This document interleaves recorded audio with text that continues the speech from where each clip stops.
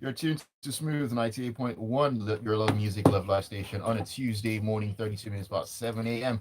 This is the Smooth Breakfast. Yours truly is Ayokunmi, and it is that time to get into the world of the papers. Take a look at what's been making the rounds in the headlines across Nigeria. This is freshly pressed.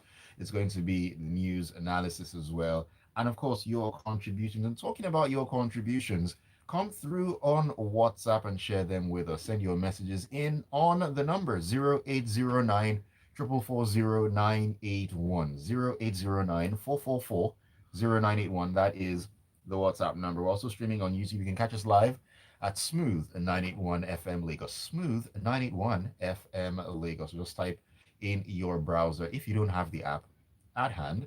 It's youtube.com/smooth 981 FM Lagos. My analyst is in for the morning to break it all down and, of course, give some perspective on the stories. Chibuzor is in today. How are you doing today, Chibuzor? Good morning. Surviving Nigeria. That's how I'm doing. Like most of the Nigerians, we're surviving Nigeria day by day. That seems to be the mantra for a number of people, just surviving, getting by day. But hey, it is all going to be all right. Let's just keep the faith, be hopeful, and not lose that sense of positivity. Very, very important. Yeah, we'll try to renew our hope day by day. I see what you did there. Let's head into the premium times and let's talk about the NNPCL. I mean, they just love to be in the news. And well, they are once again. The Nigerian National Petroleum Company Limited (NNPCL) is ending its exclusive purchase agreement with Dangote Refinery, opening up the markets for other marketers to buy petrol directly from the refinery. That's according to Premium Times reporting there. Now, this means the NNPCL will no longer be the sole off-taker, and marketers can now negotiate prices directly with Dangote Refinery. Now, this development, it aligns with the current practices for fully deregulated products where refineries can sell directly to marketers on a willing buyer and a willing seller basis. Chibuzo, what does this mean for the average Nigerian out there, and what does this mean for the petroleum sector going forward? Okay. So what does this mean for the average Nigerian? And I think largely for the sector, we captured what is happening. What we're saying is that, and I'm going to take the first two stories actually. The second story, which I'm supposed to take after this, is a bit tied to the first one. So Exactly. I'll probably loop it in at some point. Now, what is basically happening is that I think sometime in September there was an announcement from the Dangote refineries that the NNPC will be the sole of taker of their premium motor spirit products, and NNPC obviously through their various channels and maybe to the other dealer, other players in the market will be able to get supplies purchased from the Dangote refinery. NNPC came out also with a number around how much they were going to make, how much they were getting that product and how much it will make it available in the market. And there was some controversy around it because there was a back and forth from Dangote saying, you know what, the NNPC was being economical with the truth about how much they were purchasing their product. And the NNPC was standing on its point, saying that this is how much, we bought it exactly what we said it was. And because of that, this is how much we're going to make it in the market, make it available in the market. So basically, on that basis, we had a clear idea of how much the price is. Now, Right. what is happening now is the NNPC, we are stepping out of the way. Anybody who wants to get from Dangote can get from Dangote refineries daily. And for most of us, if you want to remember, Dangote refinery has a 650 barrels per day capacity, right? 50,000. 650,000, sorry, barrels per day capacity for production. Now, what he's saying is that, see, any of the either as individual entities or as groups of entities can go and buy directly from Dangote. They can determine whatever price, they can Okay. agree on whatever price that they will buy from Dangote. And obviously, if you look at that, that will also have an effect on how much price they will retail it for. Mm. So that's what we need to look at on both sides. So what it means is that, like I said earlier, we're moving to the point where the market is to a high extent largely deregulated, and obviously the marketers who will now be selling directly to customers will want to reflect the cost of purchase of the product they've gotten. So basically eliminating the possibility of subsidies unless the government decides to step in and try and bridge that gap, which we don't expect to happen as were told last year on the May 29th, subsidy is gone. So are we saying that what we're looking forward to more expensive fuel in a nutshell? There is a possibility of that, depending on the price that they agree within themselves and between the two parties. That's Dangote and whoever is buying from Dangote. So it depends. And to a large extent, yes, if we look at the fact that most of the inputs of for production for the refinery are largely foreign based or forex based. Okay. Yes, Okay. the barrels of petroleum, which they will now, and that ties to the second story. Which from the second story, they'll be getting, I think, about there's an agreement for NNPC to supply Dangote, I think, 400,000 barrels per day, which Dangote will pay in naira. So that eliminates that, at least manages the cost of purchasing of the input, because typically crude is benchmarked internationally, right? Mm. But if Dangote is going to be paid in naira, that basically manages that, the forex input into that. But it all depends on, is NNPC going to do a direct conversion to the prevailing forex rate, because Dangote will still have to play around with those numbers. So there are a lot of computations to come in terms of benchmarking how much the price would be. So potentially, yes, Nigerians could pay higher for fuel. At the end of the day, it depends on how much, what Dangote is able to say, this is our price for sale, which obviously will factor in their cost of production and whatever margins they want to put in, and obviously how much the marketers are willing to sell or buy. Sorry, so they would have to find some middle ground within that, because the other alternative will be for the marketers to go and source their products from outside the country, and that brings in the entire shipping cost, Mm. forex cost, and all that cost of acquiring the forex to be able to make these transactions happen and every other thing. So Right. uh, we would see where this goes in a couple of weeks. What I do hope, because whenever we talk about deregulation, obviously the price, we think typically about the prices going up. I'm a, what's the word? I'm an amateur. It's not the word, is not amateur, but I like the theory of I like watching economics and how it prevails. And typically, theory would say that at some point you'll find some equilibrium price where the market balances out.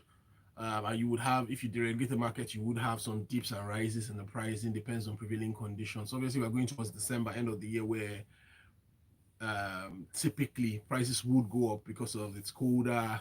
There's more demand for the product internationally and all that. But like I said, we will all see in a couple of weeks or a couple of months where the price will fall, especially if your local marketers and the NNPC all move towards Dangote, purchasing their products from Dangote for that period. So the only fear and challenge I have with it is that obviously, while the major competition for Dangote will be international, there's little competition for Dangote locally at the end of the day, because obviously our refineries remain moribund. Mm.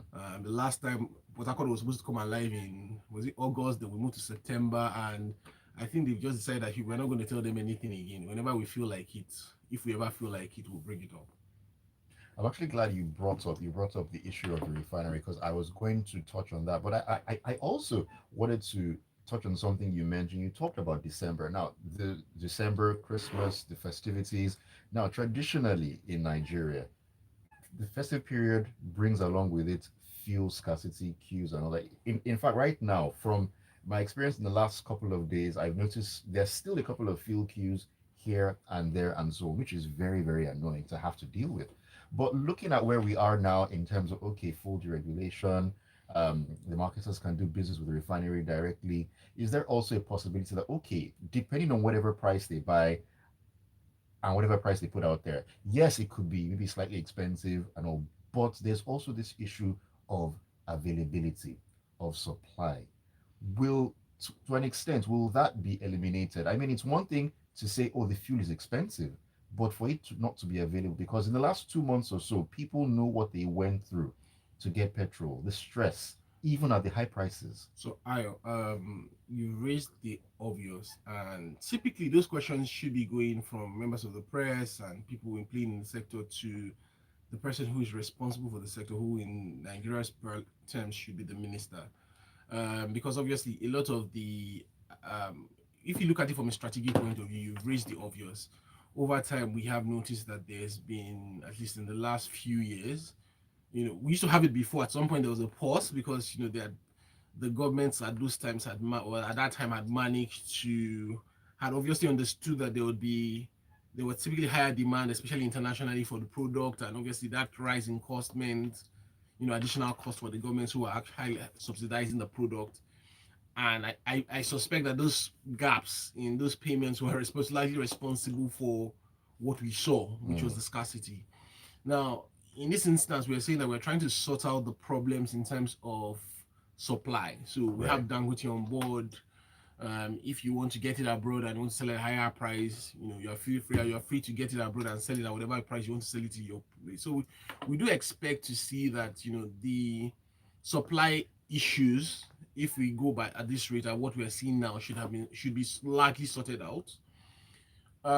That's what we expect. But for like I said, those questions are the questions, and those are the kind of things that you would be dealing with strategically from a point of view as the minister for petroleum. That, or in this case, well, we know who the minister is, so we're now dealing largely with the minister for states, because the minister, that's another discussion for another day.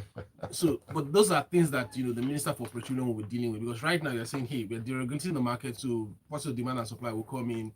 We set up the various boards to look at quality, or the various organizations to look at quality, to look at regulating the industry. So, hey, from a strategic point of view, apart from ensuring production development of the sector, the other thing that you should look at is supply and demand, supply within the market, to ensure that the market needs the supply in the market is enough to support the market at that given time. So I do hope, because hope seems to be our biggest strategy in this country these days, at least from the point of some of us on looking from outside, and who are looking for responses, that we would not have those issues. I don't expect us to have too much of those issues, but hey, this is Nigeria. Nothing surprises me again. So Nothing surprises us again. Before we leave this story, before we, I also need to ask the obvious. I mean, at this point, I'm Captain Obvious. The refineries. Looking at what has happened now, the regulation, and Dangote Refinery on board, and just a couple of weeks ago, last week or 2 weeks ago or thereabouts, a seventh deadline, or a seventh date given for the start of a Potako refinery was missed on lucky number 7 or lucky number 7, depending on where you're sitting. At this point in time, should we even bother to think about the refineries? so I've worked in the private sector for a lot of years now, and obviously missing deadlines is not something that is new to anybody who has worked at a job, or well, unless you're a super performer. But obviously, as a professional, it becomes embarrassing when you miss deadline number 1, number 2. I think by number 3, you just want it off the list of items to be done. So you either don't give feedback, you get it erased from the agenda or something. But here in Nigeria, I do not understand how it is that people sit in positions and they are not bothered by the fact that their credibility is called to question at every point, which is what I would say. Because if you're giving, deadline 1, deadline 2, deadline 3, it's this is not. I want, we use the term, this is not rocket science a lot, but it's not really rocket science. You either tell us what the plausible time frame for this thing to be done, if it's ever going to happen, or just keep quiet about it. But it just seems that politicians and the heads of the NNPC in this case, or their PR people, are in a hurry always to come out and say we're going to get this done by this time, and we're going to get it done by that time. And Nigerians just get disappointed. I think what happens is that maybe this is a tool or a tactic that they're trying to play, that after a while, Nigerians, at the back of their Nigerians, what happens to most of us just tells us that, hey, this is never going to happen. So let's not hold our breath. Doesn't bother anymore. Let's not hold our breath. If they're coming, they're just coming to entertain us, which seems to be what it is today. So, like every other Nigerian, I'm not sure when this is happening. We are not sure what the technical issues or non-technical issues responsible for the delays are. What we know as Nigerians is that we have all our nationally owned refineries being moribund and not functional.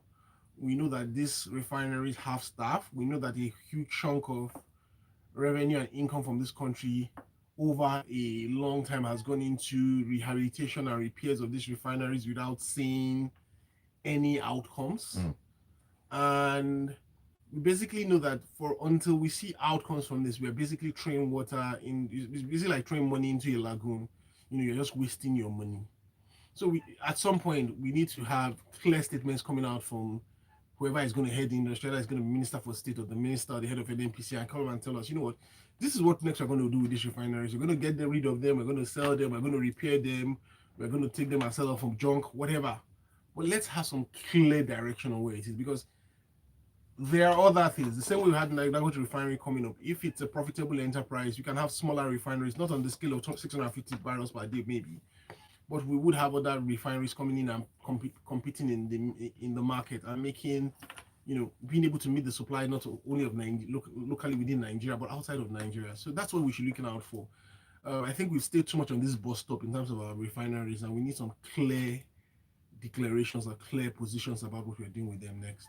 All right, let's do a couple of messages before we get along on the stories. Ajayi Oloniluwa says, NNPCL actually loves to be in the news, but for the wrong reasons, as there's no basis in the first instance to appoint itself as a sole distributor for Dangote products, even as its own refinery remains dormant. It still baffles the imagination why NNPCL is allowed to continue with these shenanigans. Fabian from Ekwe says he says that he finds it difficult to share the hope, Chibuzor, that you mentioned, or that you brought up about the pump price coming down. The fuel price in the east hasn't come down, though those living there have adapted to it. Secondly, with the monopoly of the Dangote Refinery, moribund refineries, and the government's continuous tendency to stick their heads in the cookie jar, we will continue to roll along. Lack of accountability and corruption remains our Achilles heel. Cisco Delgado says, most telecoms industries in Nigeria don't joke with deadlines in terms of putting their infrastructure in place. Let defaulters be held accountable. Nigeria is a joke. Let defaulters be held accountable. That word accountability doesn't seem to exist in our consciousness in this part of the world. But anyways, back into the stories. Um, let's take this one coming out of the Vanguard, and we're heading to River State. I mean, where else will we be heading to at this point? Now, no fewer than 5 persons were feared dead yesterday following gunfire at different local government council secretariats in the state by thugs. Now, new sworn-in chairmen of some of the LGs were also chased out of their offices by the marauding thugs. Now, this came as President Bola Tinubu directed the police to provide security to the LG officials to restore and to maintain peace, law, and order immediately. The president also instructed law enforcement agencies to bring the situation under control, emphasizing the need to ensure security of public institutions. I mean, it's nuts what is going on out there in River State. Elections were held on Saturday. There were no issues. The winners were declared. LG chairman was sworn in on Sunday by Governor Fubara, and then we're having the spate of violence. 5 people have been feared killed right now, and it is just chaotic in River State. That was a deep sigh. First thing is, obviously, our condolences to the families of those who have lost people in this waste of human life.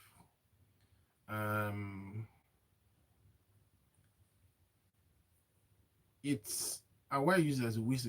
This is unfortunate. This is recurring, and I think until the point where where we would value human life. I think one of the major problems, and this is a personal thing for me in this country, is that we haven't gotten to the point where we value human life.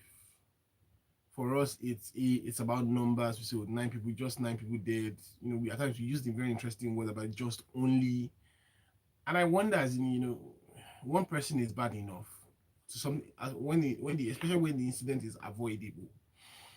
What we had today, obviously, what we're having in Rivers State is, it's quite interesting because Rivers State is one of the few states that I know of in Nigeria where you had almost all successive governors running for presidency at one point or the other.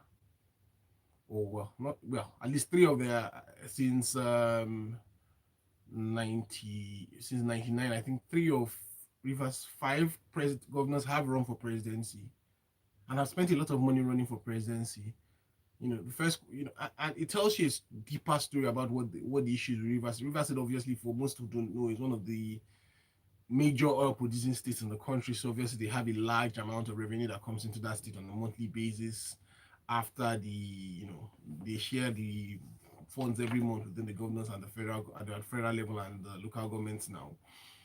And so we've seen their governors basically come out of their tenures looking like almost like emperors of their own in various instances. What we have the long and short, like most Nigerians know, what we are having in terms of this local government clash is basically a fight between two titans, the former governor and the current governor. That's not hidden for most Nigerians. What we're seeing in between is various people or various groups who have now positioned in trying to or taking positions. So what has happened over the weekend, if I'm not wrong, was you know elections, local government elections, results were announced, of which largely I think candidates supported by the governor came out looking good in all of these instances or winning most of the seats. 22 or 23. 22 or 23 candidates supported by the governors came out as winners. And what we've seen is reactions after that. We've seen talks going to local government offices, trying to destroy buildings. And one of the stories we heard about them using, I think there's some dynamite trying to blow up buildings. You've basically seen a breakdown of law and order. And unfortunately, Rivers State has over the years taken this, it has this image of being a place where anything goes, where everything is rough, where it's violence, there's war, there's always a battle. At the end of the day, the people's lives will be lost, properties will be destroyed. The state is not making enough steps forward as a state with that kind of resources should be making because of at the end of the day, because of people's egos and positions that people are taking. The president has stepped in by sending in the police to try and restore law and order, trying to safeguard public property. But I do hope we also see a bit of safeguarding of lives where possible. There's from the president's spokesman, there's been a call for the various political parties to shield their swords and dialogue. The truth is that the warring parties are known. This is not the first time the president has tried to step in to reconcile them. One of them, obviously, is a serving minister in this current government, who is the former governor and the current governor of Bako. I think we just need to sort out some of these issues. And I think, it's sad that the people are basically just the grass that, these two elephants are going to stamp on as they continue to fight. So we do hope to see an end to this at some point. I don't know where the light at the end of the tunnel will be in this instance because both parties seem to have seem to be ingrained in their positions, and really we don't know. So everybody's is calling out the result of the elections because, well, like I said, 22 out of 23 is a good score. How that happened, is that the true reflection of the will of Rivers people? Time will tell. I wasn't in Rivers State, so I have very little to say about that. But obviously, when you look at those kind of numbers, it also reeks of political capture. And the tone that both parties have taken is this is more about capturing and proving the other person wrong than actually allowing the voice of people to come out and be heard. Mm. Be that as it may, political capture and all that is burning the state to the ground the next thing to do because I saw videos and some pictures. I mean, just imagine the damage being done. These stuffs going to these secretariats, setting them on fire, declaring that the newly sworn in chairman will not access them. At the end of the day, who are the major losers So that's in the all problem. of See, this? one of the challenges that we face as a country is the debt of education or the debt in the quality of education that we've been giving out. We've not given out education. We've not designed our educational system to be a change agent, to actually take over and change the mindsets of people. We basically just doled it out as something that we just need to push out, right? So, because if we actually put it out to educate and change the minds of people, like you said, those guys who are going to go and burn down those secretariats, burn down those buildings, like even when we saw in the last few protests, would understand at the end of the day, they are going to have to pay the price for it, either directly or indirectly. Either the money is going to take out of the money that should have been used to develop their communities, develop their state, develop and to repair those things back. And in obviously doing that, it also funds another, round of corruption because politicians, contractors will all take their cut out of it. At the end of the day, people would lose. So if we understood that those properties were ours and we need to protect them, people would be a bit more, would be a bit more careful when they go out with, their knives, their guns, their dynamite, and flammable materials to go and burn down buildings that they will end up paying for, or their children will end up paying for. At the moment, Nigeria is like a company where we're supposed to have a board of shareholders, but the shareholders don't even know that they own the company. We're just passing through. Hmm. Let's do a couple of messages here. Shola says international price benchmark is for international sales. NNPC doesn't have to sell to Dangote at international prices. That's why all producing countries have low prices. If the price doesn't come down, it shows government is being unfair to its citizens. All right. D from Alausa says, Chibuzor says in a few weeks we will see. I'd have thought his expertise in analysis is to project the short, medium, and long term. Sadly, when it comes to Nigeria, there is no crystal ball. I don't know. Not at all. I don't want to I'd like to respond to that. I can project as much as I can, but I'm sure by next week I'll come here and probably hear a different position. There are many times we project on stuff based on the information before us, and as analysts, we can only project what is before us at that time. Mm. Like I said, I don't have a crystal ball. I can only tell you what I see and I know. Of course, case in point, 7 postponements. I mean, who would have Yeah, thought? I would at the end of number 2 or 3, I would have thought it was just logical that the refineries would be back on, by now. But hey, this is where we are. This is where we are. Ibrahim Zakari says, what's playing out now is what Fela of blessed memories referred to as government magic and paddy government system of governance without clear vision except selfish interest. Someone should rein Nyesom Wike in. One man cannot be bigger than the government. Well, power tussles, what they say, power. Babatunde Alao says, on the River State election outcome, judiciary, presidency, and the IG of police should be held responsible. Wike should humbly accept defeat and stop dragging seats with the governor. Let's not be hypocritical about this case. Thank you for sharing your thoughts. Okay, so really quickly, I need to touch on this one coming out of The Guardian. And it says, let's know about, yeah, we can squeeze this in. Nigerian ports have the highest cargo clearance cost in West Africa, with costs approximately 179% higher compared to neighboring ports in Ghana, Togo, Benin Republic, and Cote d'Ivoire. A new study has revealed. I will leave it there, but 179%. So quickly, thank God there's a study that backs up, what a lot of us have said over the years. Something that I've said a lot. And obviously, if you ever take, and you don't even have to physically go to some of those spots in Togo, in Ghana, in Cote d'Ivoire, you could just watch videos of how those spots function online on YouTube, compare it to the ports and the facilities we have in Nigeria. Look at the numbers of how much traffic those ports are doing, and those countries are far smaller countries than Nigeria, right? Look at the volumes that they do there. Look at the volumes we are doing here. Then maybe by the time we spend some time, we go online and also check how our customs officials come at the end of the year and beat their chest of how much they raised in funds. And for me, all that tells us our short-termish approach to what we're trying to do. At the start of the year, we have the House, the president giving all sorts of targets to the customs. The customs believe that the way to get this is by focusing on increasing prices, and which obviously most times they will benchmark with, the exchange rate, and trying to increase the risk so that they can, build up, hit these targets as quickly as possible. But at what cost to the common man? The flip side is, how do we grow the functions of our ports? How do we have facilities to support not just Nigeria, but the entire sub-region, the West Africa, because a lot of the traffic that should be going to Nigeria are going to these other countries that we're seeing, and that's why they are growing. So, but I'll keep it at that because we don't have time. But that's, those are things that we need to look at in terms of, and I think, thankfully, this study is pointing out the obvious. Study pointing out the obvious there. Joseph Maye says, the federal government and NNPCL should explain to Nigerians how Libya is able to sell PMS at 52 naira, but is quick to mention Benin Republic, Ghana, Cameroon, USA, and other countries selling above 1,000 to 2,500 naira per liter. Unfortunately, the same government, can't pay the Nigerian workers the same equivalent of what their counterparts earn.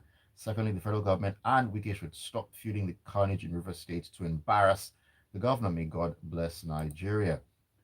Oluwaseyi says, the president knows how to fix the problem in River State, but if he does, there's a 100% chance he's going to lose the state in the 2027 presidential elections. I mean, already thinking ahead. What a visionary. What's going on in that state is a battle.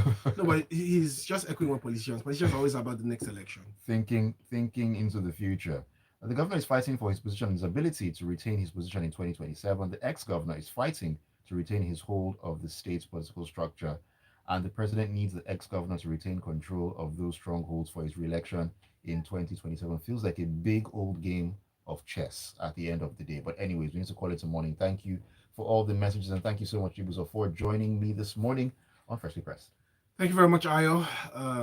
Day by day, we will get better and better. Step by step, that's what it is. All right, keep it tuned to the Smooth Breakfast. We'll get into the Grapevine at 8:15. It's all about entertainment and everything within that space. Stay tuned. I don't know what the guy wants to say. He wants to say, oh, in reality, so when you do all the in theory, you expect that short-term prices will rise, you settle at some price,